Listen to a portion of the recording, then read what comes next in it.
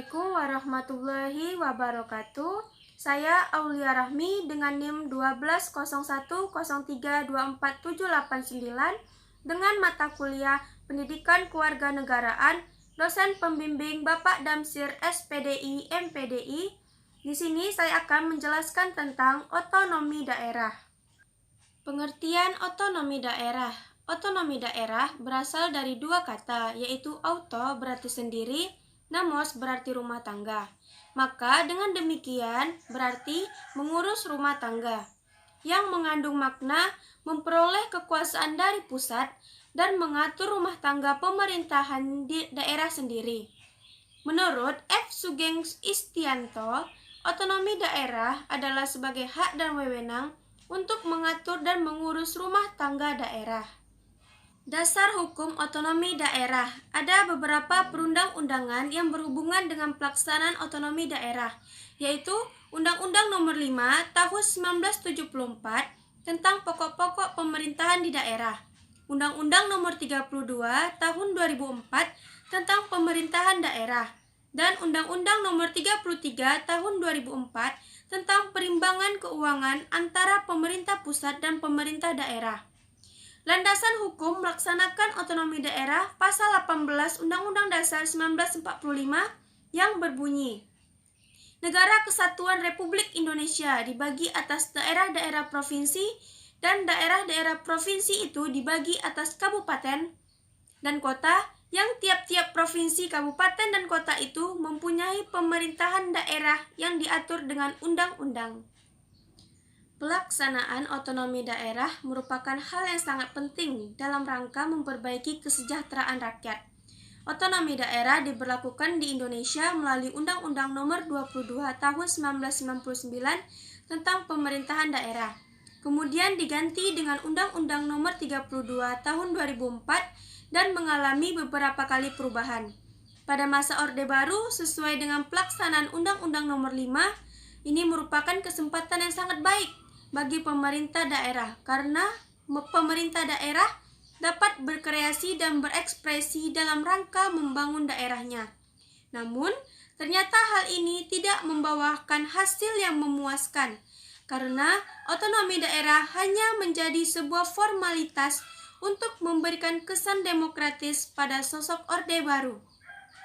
Otonomi daerah tidak menjadikan daerah mempunyai hak dan wewenang untuk mengatur rumah tangganya sendiri. Kemudian, pelaksanaan otonomi daerah pasca reformasi 1998 masih saja banyak ditemui kesenjangan posisi antara kewenangan dan tanggung jawab serta implementasi dan regulasi yang telah ditetapkan. Kesenjangan tersebut antara lain kesenjangan pendapatan daerah yang dikuasai pemerintah pusat, kesenjangan investasi antar daerah, pendapatan daerah yang telah dikuasai pemerintah pusat, kesenjangan regional, dan kebijakan investasi yang terpusat. Untuk mengatasi hal tersebut, maka otonomi daerah merupakan salah satu alternatif untuk memberdayakan setiap daerah dalam memanfaatkan sumber daya alam dan sumber daya manusia untuk kesejahteraan rakyat. Tujuan otonomi daerah secara sederhana yang pertama, desentralisasi dalam rangka Negara Kesatuan Republik Indonesia adalah untuk menjaga stabilitas politik yang menghadapi adanya tuntutan akan usaha pemerintahan diri dari Ikatan Negara Kesatuan Republik Indonesia. Yang kedua, otonomi daerah adalah upaya untuk mencapai kemandirian peningkatan kehidupan masyarakat melalui pemanfaatan dan pendayagunaan seluruh sumber daya, aset, dan potensi seluruh sumber daya yang ada di daerah. Yang ketiga, tujuan otonomi daerah juga untuk meningkatkan pemerataan pembangunan, namun bukan pemekaran daerah. Ciri-ciri otonomi daerah yang pertama, adanya peraturan daerah masing-masing yang berkedudukan di bawah undang-undang menurut hierarki peraturan perundang-undangan. Yang kedua, hanya presiden dan raja sajalah yang berwenang untuk menentukan hukum. Yang ketiga, bersifat semi-sentralisasi. Yang keempat, peraturan daerah dapat dicabut oleh pemerintah pusat. Yang kelima, adanya suatu intervensi kebijakan dari pusat.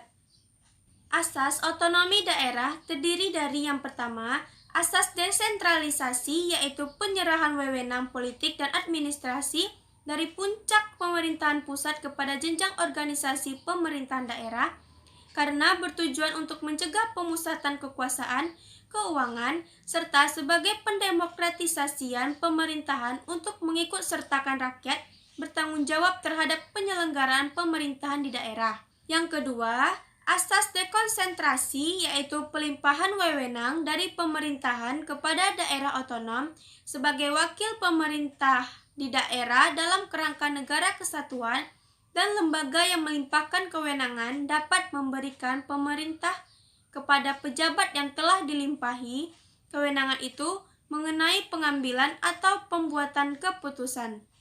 Yang ketiga, asas Matt Bewin atau tugas pembantu yaitu keikutsertaan pemerintah daerah untuk melaksanakan urusan pemerintah yang kewenangannya lebih luas dan lebih tinggi di daerah tersebut. Sekian yang dapat saya sampaikan, lebih dan kurang saya mohon maaf, semoga dapat bermanfaat untuk kita semua. Akhir kata, wassalamualaikum warahmatullahi wabarakatuh.